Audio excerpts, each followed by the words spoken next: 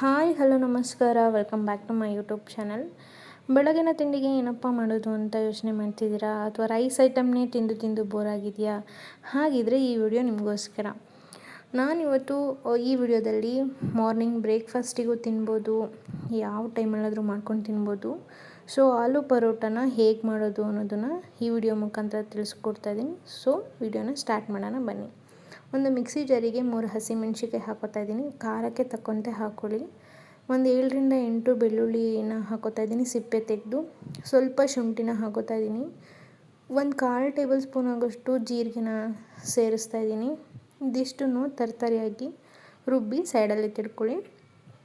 Mixie ಜಾರಿಂದ ಒಂದು ಬೌಲ್ಗೆ transfer ಮಾಡ್ಕೊಳ್ಳಿ, ಬಿಕಾಸ್ ಹಾಕೋದಕ್ಕೆ ಈಸಿ ಆಗುತ್ತೆ.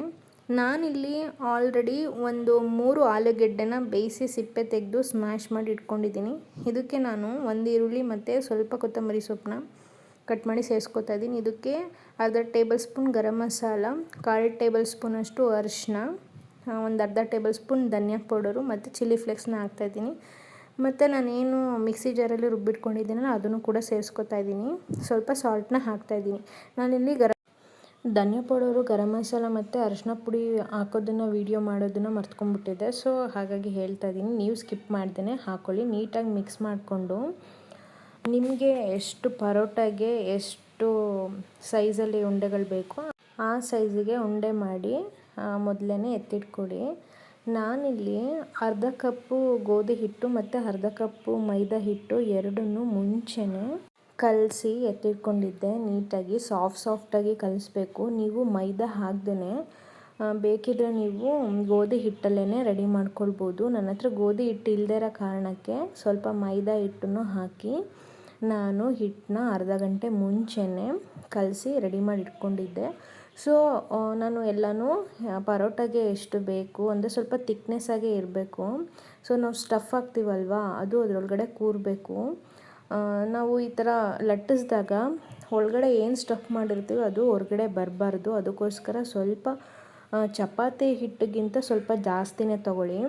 ಮೊದಲು ನಾನು ಏನು ಮಾಡ್ತಾಯಿದ್ದೀನಿ ಅಂತಂದರೆ ಎಲ್ಲನೂ ಉಂಡೆ ಮಾಡಿ ಇಟ್ಕೊಂಡೆ. ಇವಾಗ ಒಂದು ಉಂಡೆನ ತೊಗೊಂಡು ಈ ಥರ ಲಟ್ಟಿಸ್ಕೊತಾ ಇದ್ದೀನಿ. ಇದಕ್ಕೆ ನಾನೇನು ಆಲೂಗೆಡ್ಡೆ ಸ್ಟಫ್ ಮಾಡ್ಕೊಂಡಿದ್ನಲ್ಲ ಅದನ್ನು ನಾನು ಇದರೊಳಗಡೆ ಹಾಕ್ತಾಯಿದ್ದೀನಿ.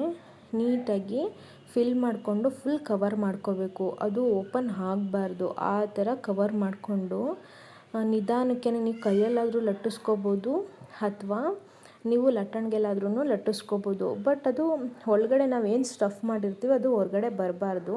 ಆ ಥರ ನೀಟಾಗಿ ಲಟ್ಟಿಸ್ಕೋಬೇಕು. ನೀವು ವಿಡಿಯೋದಲ್ಲಿ ನೋಡ್ತಿದ್ದೀರಲ್ವ ನಾನು ಯಾವ ಥರ ಲಟ್ಟಿಸ್ಕೊತಾ ಇದ್ದೀನಿ ಅಂತ. ತುಂಬ ಭಾರ ಕೊಟ್ಟು ಲಟ್ಟಿಸ್ಕೊಬಾರ್ದು. ಸಿಂಪಲ್ಲಾಗಿ ಈ ಥರ ಮಾಡಿದ್ರೆ ಅದಾಗೆ ಅದು ಫುಲ್ಲು ಅಗಲ ಆಗುತ್ತೆ.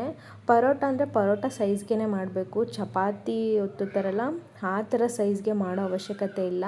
ನೀವೇನಾದರೂ ಚಪಾತಿ ಸೈಜ್ಗೆ ನಾನೇನಾದ್ರು ಮಾಡಬೇಕು ಅಂತ ಹೇಳಿದರೆ ಆವಾಗ ಅದು ಓಪನ್ ಆಗಿಬಿಡುತ್ತೆ. ಸೈಡಲ್ಲಿ ನೀವು ನೋಡ್ಬೋದು, ಆ ಥರ ಓಪನ್ ಆಗಿಬಿಡುತ್ತೆ.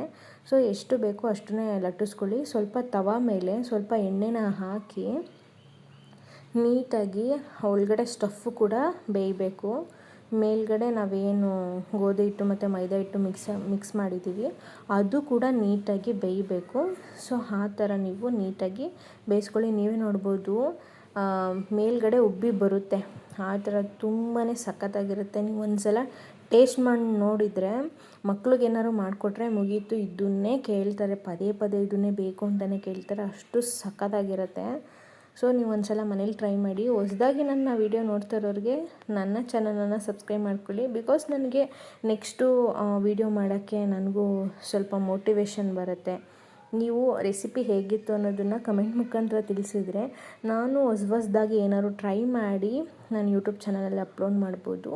ವಿಡಿಯೋ ನೋಡಿದ್ದಕ್ಕಾಗಿ ಧನ್ಯವಾದಗಳು. Thank you so much.